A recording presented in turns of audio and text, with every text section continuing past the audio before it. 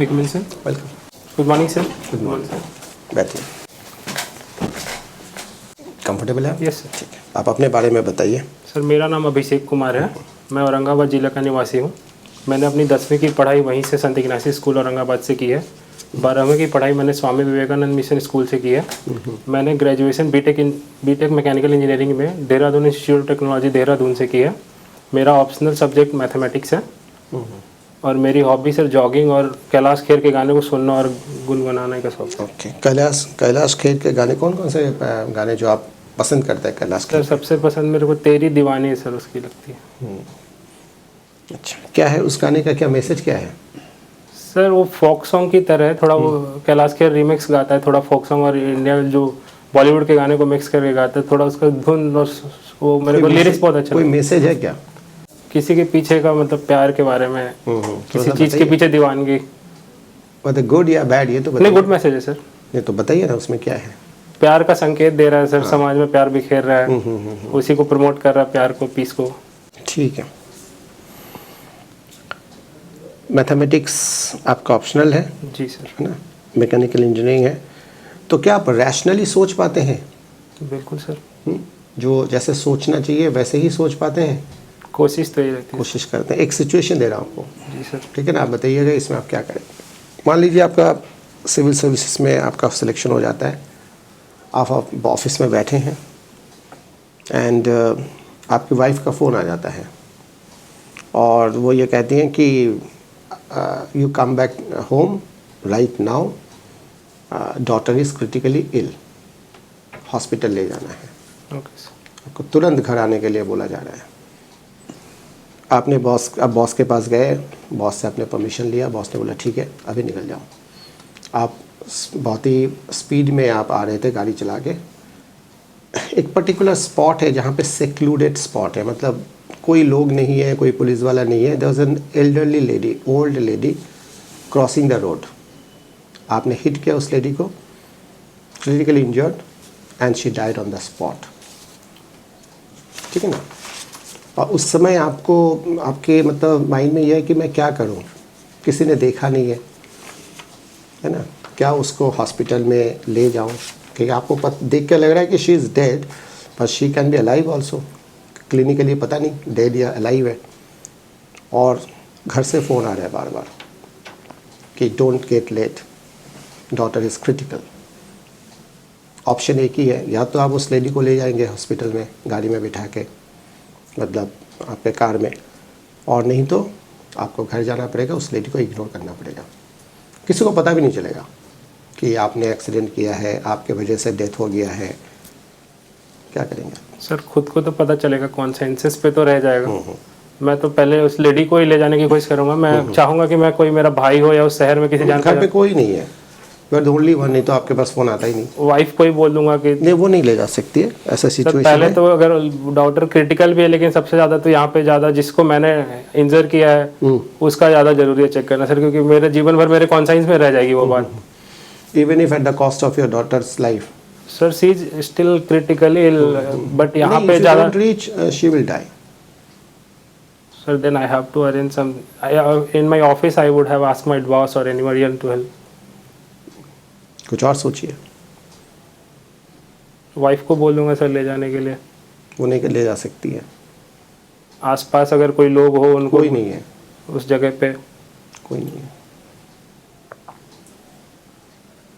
Sir फिर भी तो लेडी को ही ले जाना पड़ेगा सर, या तो लेडी को भी बैठा लूंगा साथ में और फिर घर जाके दोनों को साथ में पहुंचा दूंगा। अच्छा, तब तक तो लेडी। सर वो छोटा शहर ही होगा तो आसपास ही एरिया होगा ज़्यादा। कुछ और नहीं सोच पा रहे? नहीं सर, एम्बुलेंस को कॉल कर दूंगा। अच्छा ठीक है, आप ये बताएं कि सिविल सर्विसेज में पर्सनल वैल्यूज़ का कितना इम्पोर्टेंस है? सर बहुत हद तक पर्सनल वैल्यूज़ का इम्पोर्टेंट है। यस कैसे इम्पोर्टेंट है? सर अगर कोई आदमी पहले से इंटीग्रिटी ऑनेस्टी वाला इंसान हो तो। नहीं, पर्सनल वैल्यूज़ का मैं बात कर रहा हूँ। ये वो तो सर ऑनेस्टी तो एक पर्सनल वैल्यू भी है। यूनिवर्सल वैल्यू है वो तो।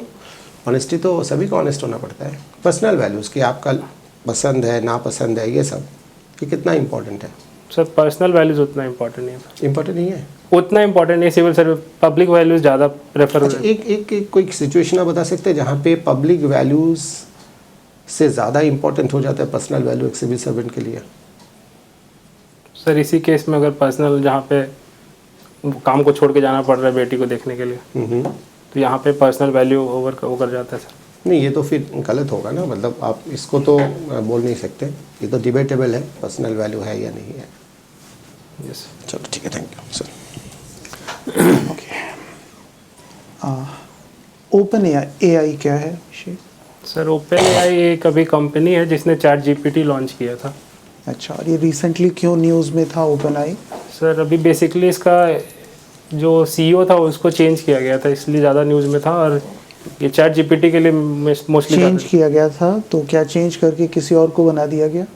सर मेरे कौन थे वो? अल्टमैन करके नाम था सर जिनको चेंज किया गया था। अच्छा, तो अभी क्या वो दूसरी कंपनी में चले गए हैं? सर अभी इसके बारे में पूरी जानकारी नहीं है। अच्छा, और फिर आप बता रहे हैं चैट जीपीटी को बनाया, क्या है chat GPT? Sir chat GPT एक generative text AI based text generator है, जहाँ पे आप अपने डाउट्स डालो तो वहाँ पे आंसर्स मिलते हैं बहुत सारे डाटा सेट को यूज़ करके। अभी जो हम फ़ोन्स यूज़ करते हैं या नेट यूज़ करते हैं, उसमें कोई ऐप यूज़ करते हैं, उसमें और चैट जीपीटी के रिस्पांस में क्या डिफरेंस है? सर ये बेटर रिजल्ट्स प्रोवाइड करता है हमको कैसे? कस्टमाइज करके। जैसे चैट जीपीटी कुछ चीज़ जनरेट भी कर देता है। अगर आप उसको लिखो कि I want a pick of a tree with green leaves, तो इस टाइप से वो इमेज प्री जनरेट भी करके देता है। गूगल आपको बस पूरे सर्च पे वेब पे सर्च करके वो प्रोडक्ट देगा अगर अवेलेबल है तो। कैसे जनरेट कर लेता है वो? यही मेरा क्वेश्चन था। सर क्या उसमें वो प्रोग्राम्स डाले जाते हैं, वो इन्फॉर्मेशन सर डाले जाते हैं? उसको टीच किया जाता है with the help of super computers and all.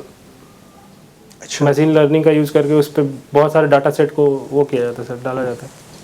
अच्छा, तो मतलब उसे ट्रेन किया जाता है Yes, इस sir. तरह से, और हम जो भी अपने प्रॉब्लम्स डालते हैं वो हमें उसका सोल्यूशन दे देता है, मोस्टली यही है। फिर इसमें जनरेटिव क्या है? सर उसी को यूज़ करके, जैसे मशीन एआई का यूज़ वही था कि विदाउट एनी कांस्टेंट कोई अगर आपको जैसे एआई को बोलते हैं सर कि इसमें कांस्टेंट सुपरविजन के विदाउट भी वो खुद ही लर्न करते रहता है चीज़ों को, तो उसका यूज़ करता है सर वो। ठीक है। मैकेनिकल इंजीनियरिंग का क्या क्या बेनिफिट्स आपको बिहार एडमिनिस्ट्रेशन में मिलेगा? सर मैकेनिकल इंजीनियरिंग में सबसे पहले सर ये जो हम ऑपरेशन रिसर्च वगैरह सब्जेक्ट जो पढ़ते हैं जिसमें रिसोर्स ऑप्टिमाइजेशन, रैंडम, जैसे इसका यूज एडमिनिस्ट्रेशन में रैंडम अलॉटिंग ईवीएम मशीन्स। फिर दूसरा सर इसमें गेम थ्योरी वगैरह जो हम पढ़ते हैं उसमें उसका यूज सर पॉलिसी मेकिंग में लोग कर सकते हैं। जैसे कि अगर पेनल्टी बहुत ज़्यादा है तो लोग करप्शन की तरफ जाते हैं, अगर पेनल्टी बहुत कम है तो लोग रूल ब्रेक कर देते हैं। तो इसके बीच का एक मीडियन जो मध्यम मार्ग डिसाइड करने में हेल्पफुल रहेगा सर। तीसरा सर कि मुझे टेक्नोलॉजी अडाप्ट करने में ईजी होगा थोड़ा, जैसे ब्लॉकचेन टेक्नोलॉजी और ये एआई और जो डिजिटाइजेशन अभी गवर्नमेंट की मुहिम चल भी रही है, तो उसमें सहायता मिलेगी सर। और कुछ एग्रीकल्चर सेक्टर?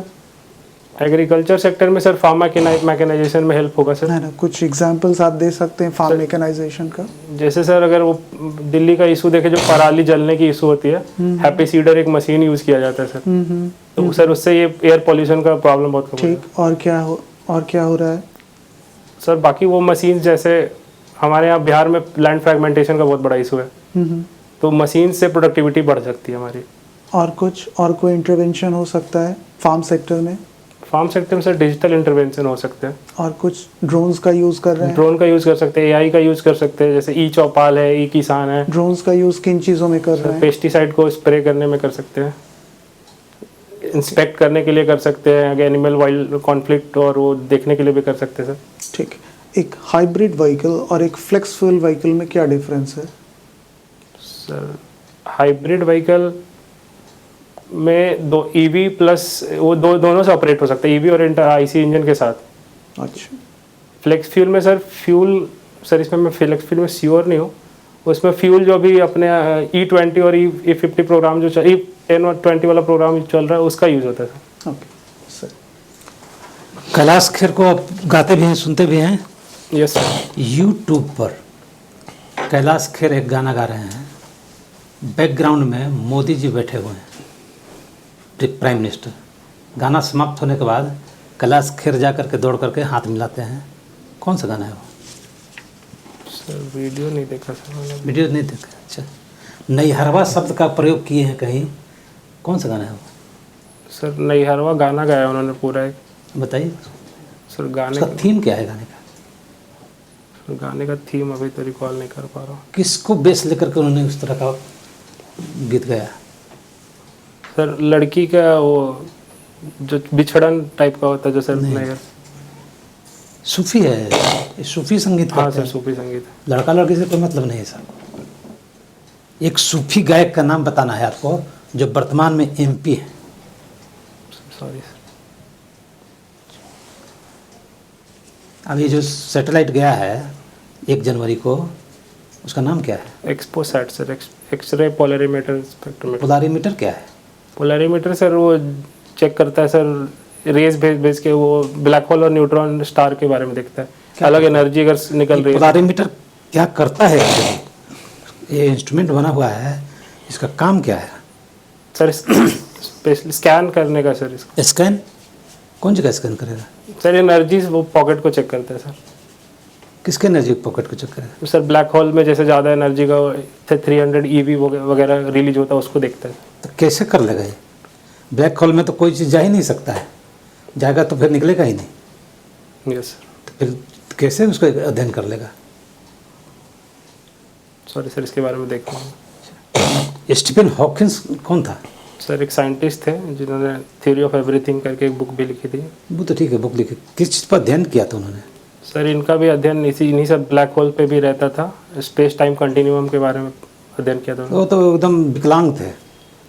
ये सर तो बाद कैसे में ब्लैक होल के बारे में उनको जानकारी कैसे हो गई?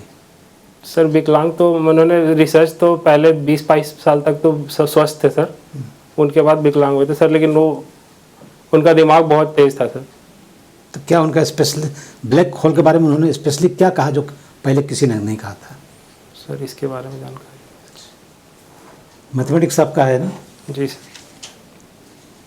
इसमें बाइनरी नंबर और डेसिमल नंबर में बेसिक क्या अंतर है?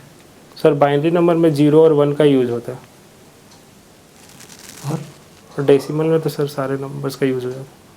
हमको 0-1 ही से मतलब है, दोनों में 0-1 है, हमको उतने ही 2 ही नंबर से मतलब है। 0 का हमको मतलब है, 1 का मतलब है, दोनों में है। तो अंतर क्या हो गया? सर बाइनरी का 0 का बेस सर 10 होता है, डेसिमल वाले का बाइनरी का 2 होता है सर। अच्छा, ये सब रजिस्टार आपका ये है पोस्ट प्रेफरेंस? Yes sir. तो सब रजिस्टार का काम क्या होता है? सर सब रजिस्ट्रार का 5-6 मूल काम है। सबसे मूल काम तो सर रजिस्ट्रेशन ऑफ लैंड को है, डीड्स को। दूसरा काम सर सब रजिस्ट्रार का चाइल्ड अडॉप्शन में भी होता है। स्पेशल मैरिज एक्ट के तहत ये सर मैरिज को भी सोलमनाइज करते हैं सर। ये ट्रस्ट रजिस्ट्रेशन का जो काम करता है वो, ये सर। तो आप मान लीजिए उस पोस्ट पर हैं, जी सर। आपको दिया गया है टारगेट के रेवेन्यू बढ़ा देना है रजिस्ट्रेशन का, जी सर। यानी जो कलेक्ट हो रहा है अभी वहाँ पर उसको बढ़ाना है। किस दिशा में जाइएगा आप काम करने? सर कोशिश करेंगे उस टारगेट को अचीव करने के लिए। कैसे आपको लैंड का रजिस्ट्रेशन का काम दिया गया है, यस सर। कैसे बढ़ा दीजिएगा? सर थोड़ा उसमें डिस्क्रिप्शन कम और अवेयरनेस कंज्यूमर्स में ज़्यादा। लोगों को ज़बरदस्ती बुला के रजिस्ट्रेशन कराने लगेगा? नहीं सर, कहाँ अभी कीजिएगा उसमें? जैसे इस टाइप की बात होगी कि बहुत आसानी से यहाँ पे काम हो रहा है, सिंप्लीफिकेशन ऑफ प्रोसेस है, तो लोग ज़्यादा आएंगे। Okay,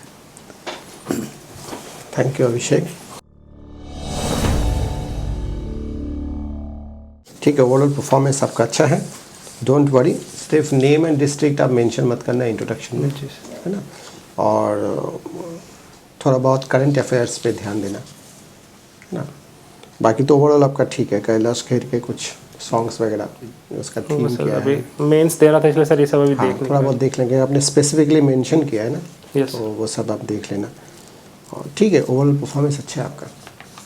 sir. मार्क्स क्या एक्सपेक्ट कर सकते हैं? देखो, अगर आपने जैसे ब्लंडर आपने ऐसा कुछ नहीं किया है, सच ब्लंडर नहीं किया, अच्छा है, तो मार्क्स हाई साइड में ही रहेगा। ठीक है, और सर कोई फीडबैक?